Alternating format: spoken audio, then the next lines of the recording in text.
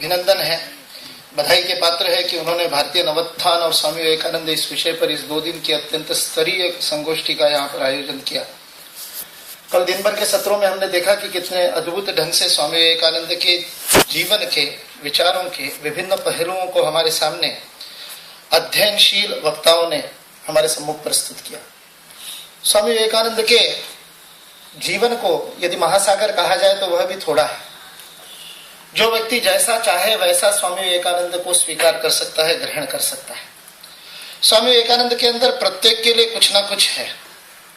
हमारी इस संगोष्ठी का विषय और उसकी परिधि जो नीचे दिया हुआ शब्द है उससे निर्धारित होती है, क्योंकि स्वामी विवेकानंद तो इतने बड़े महामना हैं, इतने बड़े महापुरुष है कि किसी वक्ता ने जिस प्रकार कहा था कि वो केवल भारत के लिए नहीं अपितु सारे विश्व की मानवता के लिए मार्गदर्शन करते, तो ये बात कोई गलत नहीं थी। या स्वामी चिदात्मानंद जी ने यदि कल कहा कि उनका तो जन्म ही वास्तविकता में अमेरिका के लिए हुआ था, क्योंकि वो समझते थे कि उस समय भारत उनको स्वीकार करने के लिए तैयार नहीं था। और जिस पुस्तक का उदाहरण वहां पर दिया गया, एलेनोर स्टार्क नाम की एक महिला ने स्वामी विवेकानंद पर पुस्तक लिखी और 1980 के दशक में वो पुस्तक प्रकाशित हुई। उस पुस्तक को उसने वो अमेरिका को संबोधित करके लिखी हुई पुस्तक है, अमेरिका के पाठकों को संबोधित करके लिखी हुई पुस्तक है, किंतु भारत के लिए भी उतनी ही प्रासंगिक ऐसी वह लगती है। उस पुस्तक का शीर्षक एलेनोर स्टार्क ने दिया, जिसका पासिंग रेफरेंस एक केवल संदर्भ मात्र कल स्वामी जी के उद्बोधन में, प्रातःकालीन उद्घाटन उद्बोधन में आया था। एलेनोर स्टार्क ने उस पुस्तक का नाम जो रखा है, उसको शीर्षक उसने दिया the gift unopened. Swami Vivekananda Bharat की अमेरिका को वह अनमोल निधि एक उपहार के रूप में दी गई जिसे अभी तक अमेरिका ने खोला नहीं है, ऐसा एलेनोर स्टार्क कहती है कि ये गिफ्ट अनओपन रह गई और अमेरिका स्वामी विवेकानंद को समझ नहीं सका, और उस कारण से 2001 की 11 सितंबर की त्रासदी जैसा वर्ल्ड ट्रेड सेंटर पर हुए हमले जैसी त्रासदी को अमेरिका को भुगतना पड़ा। यदि विवेकानंद की उस उपहार को, उस अमूल्य निधि को खोल लेते अमेरिका वासी, तो शायद ऐसा न होता, ऐसा एलेनोर स्टार्क का कहना है। उसके बहुत सारे इंटरव्यू 2001 के बाद छपे, उस गिफ्ट अनओपन पुस्तक को उसी के बाद बहुत अधिक प्रसिद्धि मिली। वैसे स्वामी विवेकानंद के बारे में कुछ भी कहा जा सकता है, किंतु इस संगोष्ठी की परिधि भारतीय नवोत्थान के संदर्भ में निश्चित है।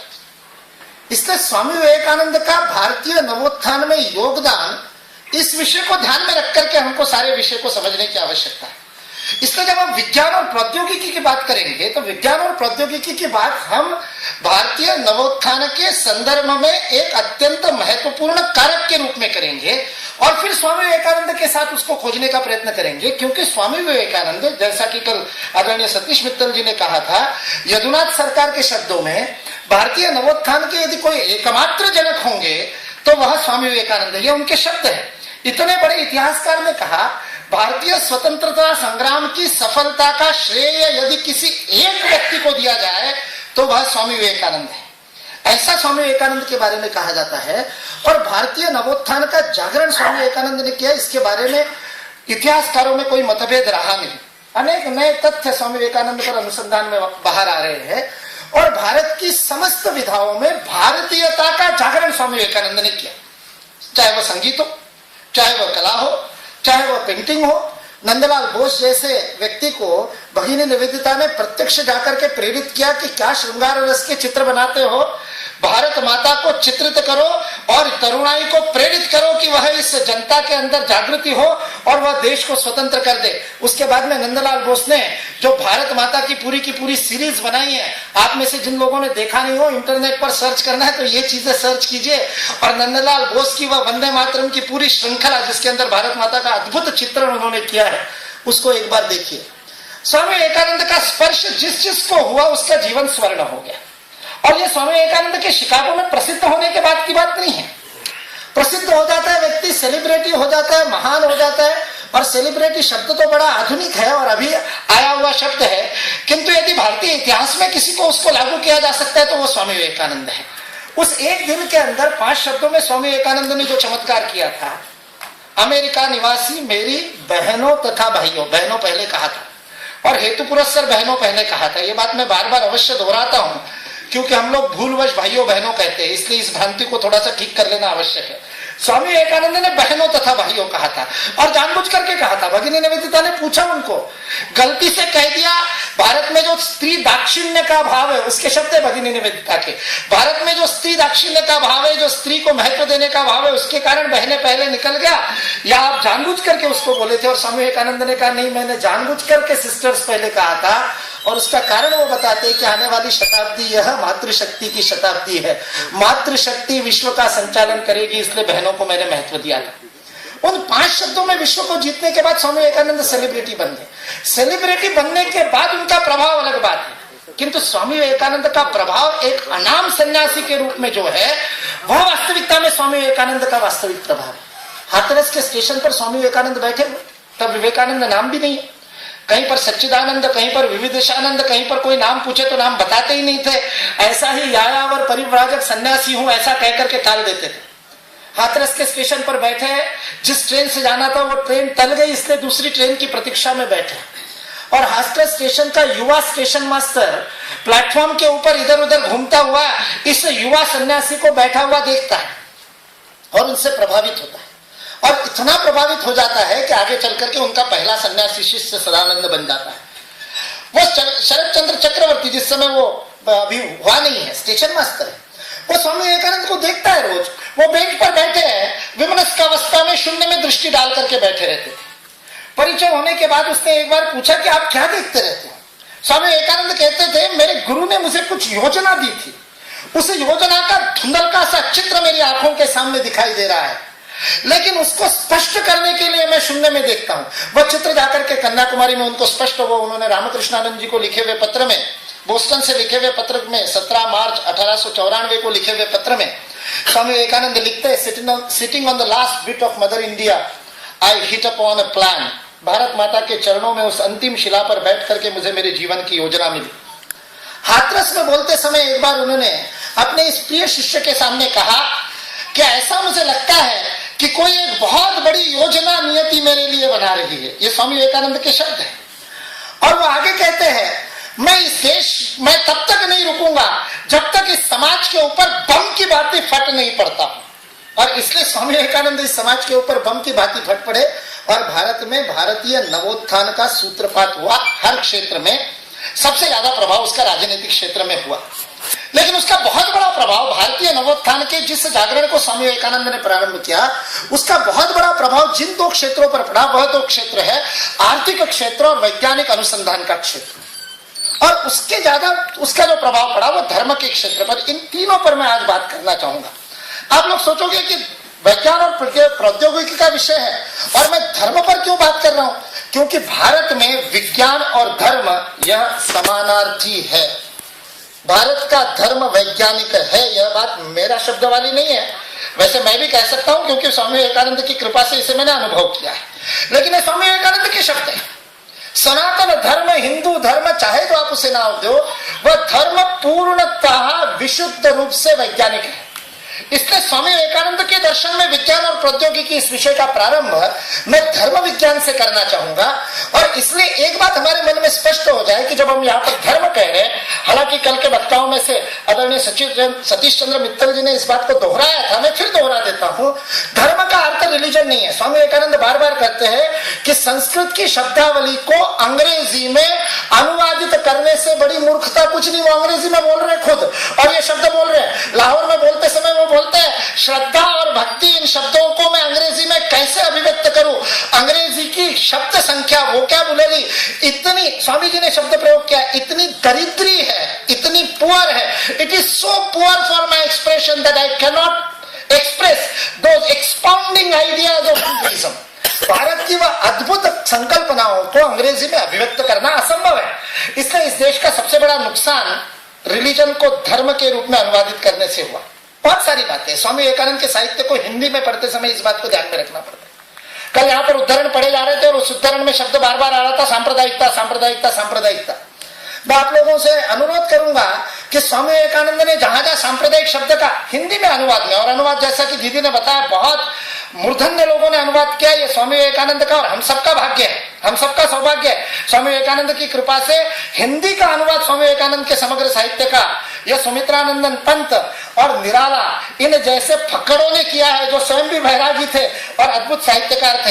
इसलिए स्वामी विवेकानंद की बात वैसे के वैसी आई है। लेकिन सांप्रदायिक शब्द का अंग्रेजी में क्या शब्द है जो स्वामी जी ने प्रयोग में लिया? आज यदि सांप्रदायिक को वापस उल्टा कोई अंग्रेजी में अनुवाद करे स्वामी जी के उस कोटेशन का कि सांप्रदायिकता से विश्व का जितना नुकसान हुआ है उतना और किसी बात से नहीं हुआ, तो आज के टीवी देखने वाली पीढ़ी को मैं कहूं कि इसको अंग्रेजी में अनुवाद करे तो आप अनुवाद करोगे कम्युनल। सांप्रदायिकता के लिए हमको यही शब्द दिया गया है। वास्तविकता में मजेदार बात ऐसी है कि कम्युनल शब्द बड़ा निगेटिव है ही नहीं अंग्रेजी में भी। खैर, हमने उसको क्या बना दिया उसको छोड़ दीजिए। स्वामी विवेकानंद ने शब्द प्रयोग किया जिसका अनुवाद सांप्रदायिक हुआ है, वो सच्चा अनुवाद है। वो शब्द है सेक्टेरियनिज्म।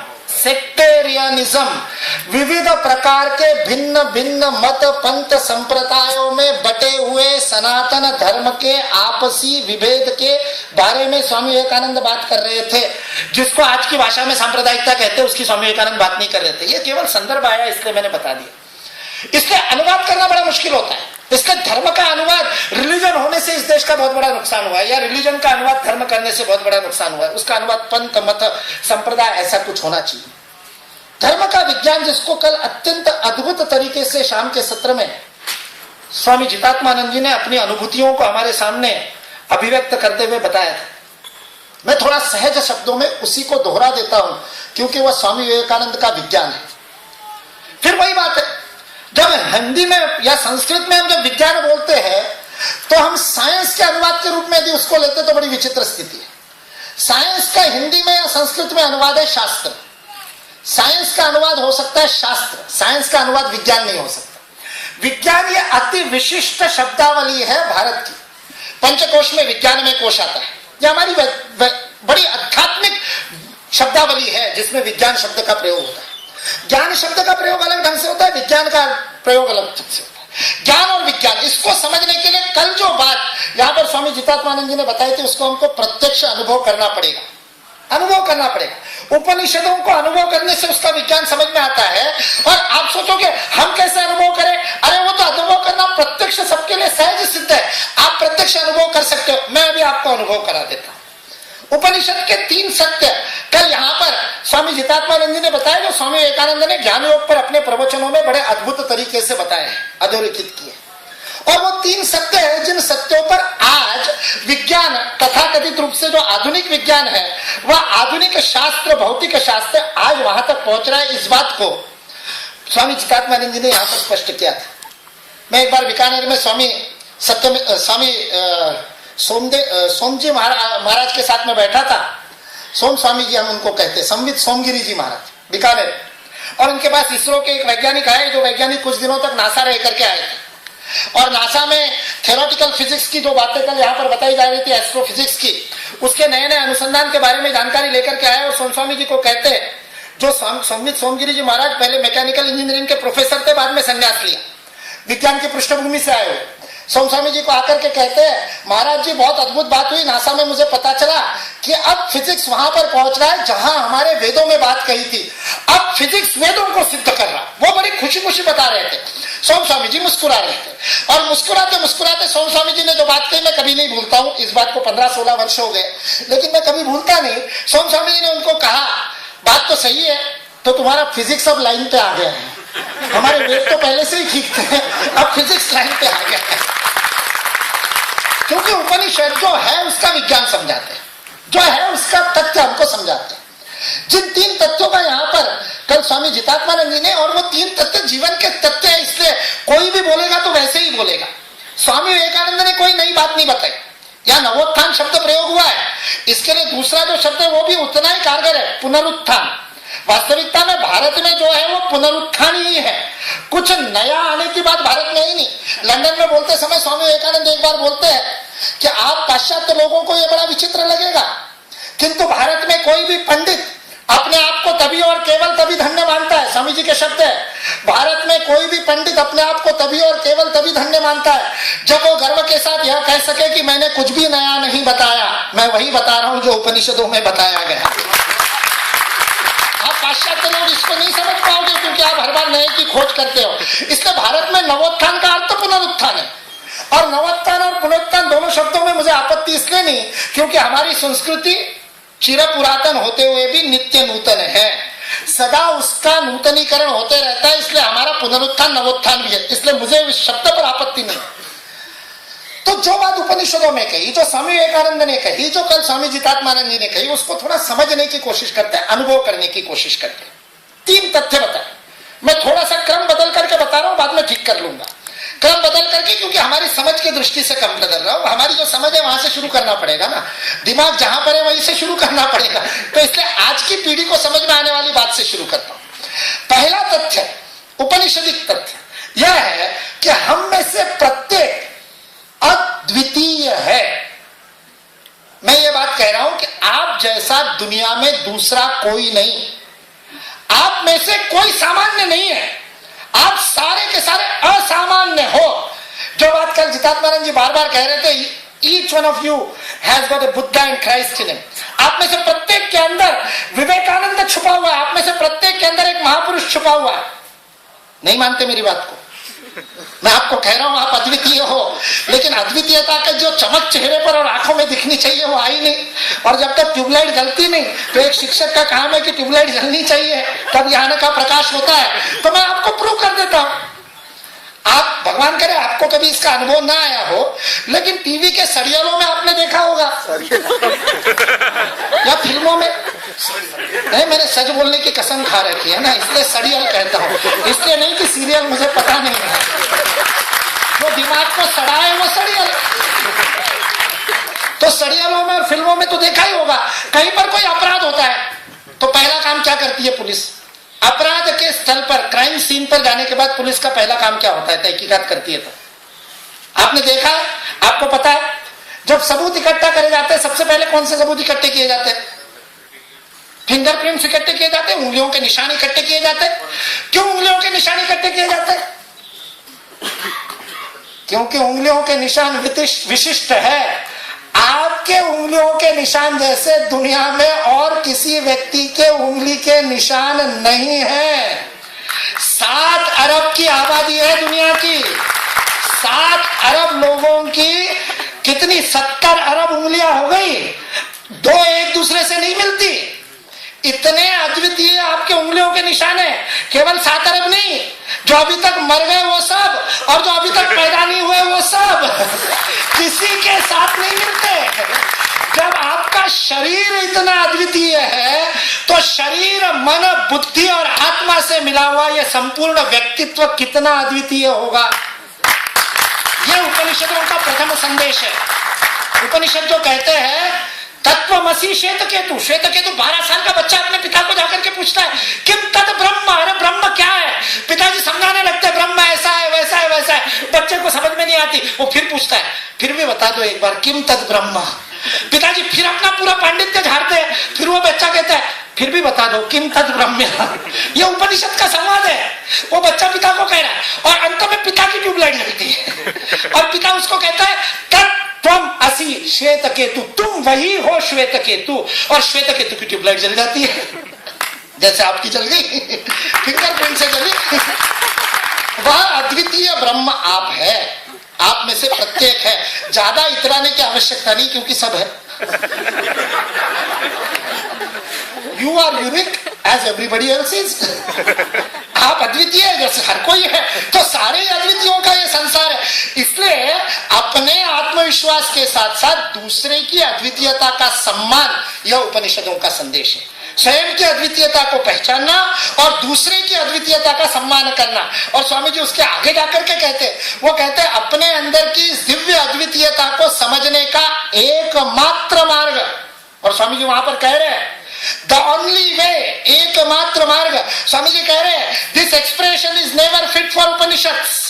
एकमात्र मार्ग यह उपनिषदों पे लागू नहीं होता, ये तो बाइबल की भाषा है, Christ is the only way.